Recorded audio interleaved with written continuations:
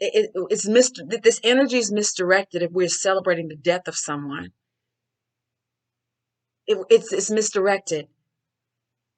We're celebrating that someone has died, so that maybe it can shut down what we're hearing. But the reality is it still exists. Even if you don't hear it, it still exists.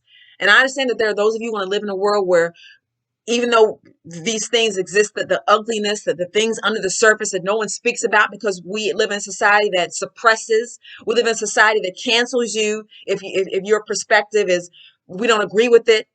But these exist, and they come out in other subversive, contorted, icky ways, because they cannot be expressed authentically and purely. And we must allow authentic expression even when we don't like it. It must exist. There must be a forum for this.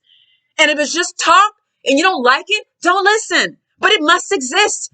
The world we live in is a dichotomous world, good, evil, and everything in between. And the extremes must be there.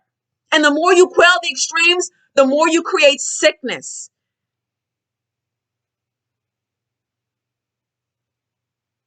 The more you create internal sickness, strife, the more you create black, icky, gray, ugh, because it cannot come. It must be expressed.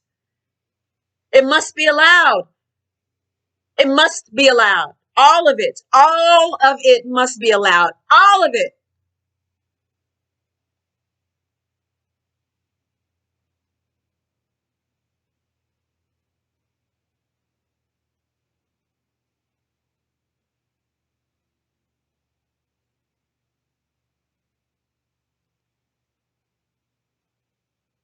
I feel so strongly about this that we must, as a society, allow it all to come. We cannot keep running from it. We can't push it down. We can't act like it doesn't exist, because it's there. And the more we suppress it, the the more we do a disservice to ourselves. I know that the truth hurts. Hearing people express things that we don't like, it hurts, right?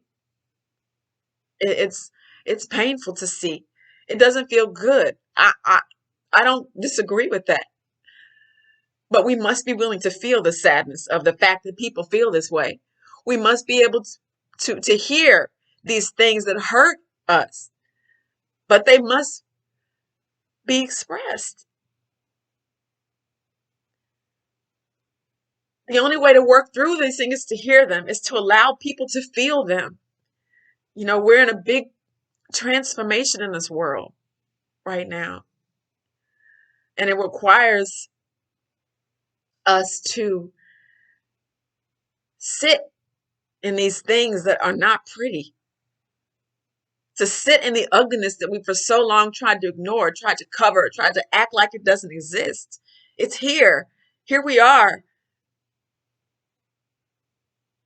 Here we are. And we must face it all. All. All of it. And the sooner we decide and we are willing to face it, to sit with it, to deal with it, to not run, to not push, to not fight, but to be still and to be silent and to listen, to truly listen to what's being said and to hear the pain on both sides. Only then can we all come back to each other. But we can't get there until we're willing to do that. And celebrating the death of this man only creates more divisiveness between the men and women. It only makes them feel like want them dead, and it alienates us. That's somebody's son. And for whatever reason, again, I don't know much about the man, but for him to have come to that perspective, I don't know what he's experienced in his life that made him come to that perspective, but I'm sure there's a reason. Because I know when we all come in this world, we are pure. We are pure. And there are experiences in our lives that create these perspectives that we have. And our whole life journey, lifetime after lifetime, is trying to move through and heal that.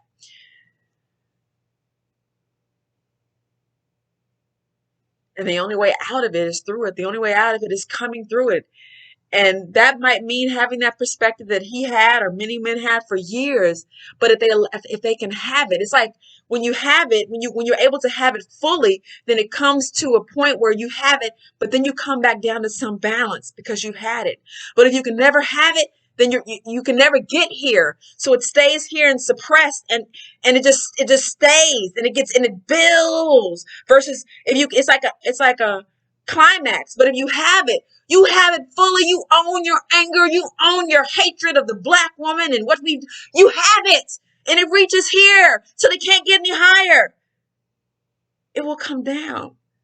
But it must exist fully. It has to go all the way. And the more we try to keep that from coming, the longer it's going to take them to get there. The longer it's going to take for them to heal.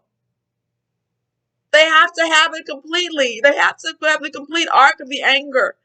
We must all own fully the things that we feel, and we must be allowed to express it and hold it, and it has to be there.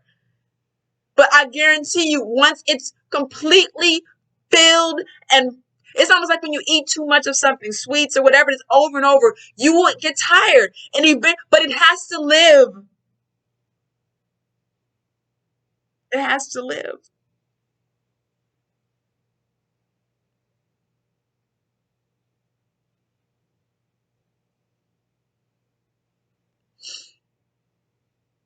It's the only way we can heal, you guys. We have to be willing to see it. We have to be willing to sit in it and just be with it.